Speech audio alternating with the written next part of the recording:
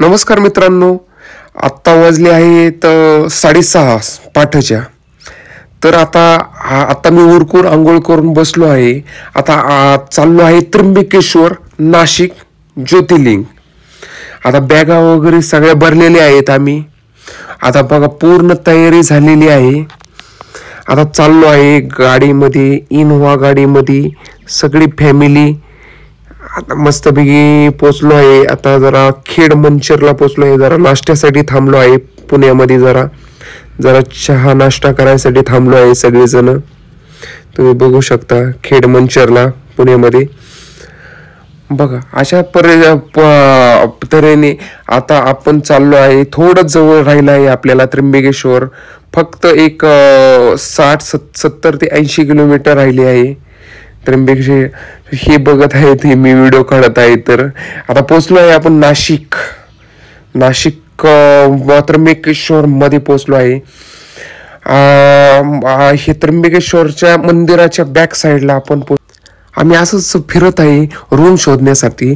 आता बघू शकता तुम्ही, दुःख किती आहे. पुढचं जास्त दिसत पण नाही.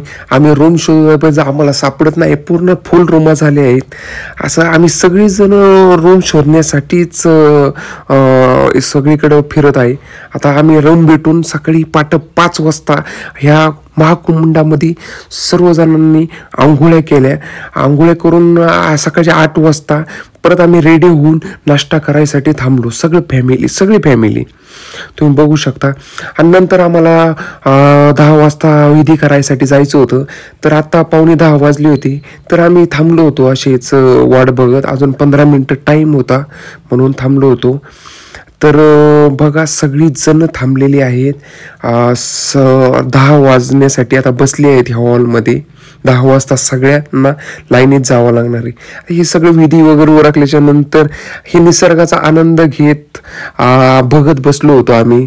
पूर्ण खूप सुंदर आहे दिसायला. महाप्रसाद घेऊन आम्ही 3:30च्या महाकुंड इथे आरती आहे त्र्यंबक राजाची, ती आरती घेत बसलो. खूप सुंदर वाटली, मन प्रसन्न वाटले. खूप लोक होते तिथं. तसेच मग मी जाता मला गाई दिसली, जरा बुकेल दिसली. आम्ही तिथंच केळी घेतली आणि तिला खाऊ घातली. नंतर दुसऱ्या दिवशी परत मी कुंडातून आंघोळ करून आल्यावर गाई आणि हे बकरे मेंढे दिसले, तर त्यांना घास विकत घेऊन खायला घातली.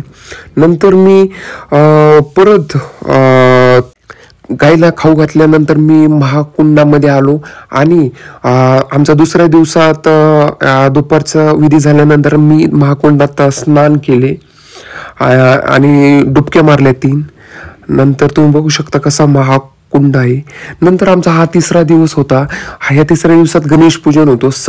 सगळी लोक आज गणपतीला पूजन करायसाठी बसली होती. आता हे आमचे गुरुजी सांगत होते आम्हाला हे कसं करायचं काय.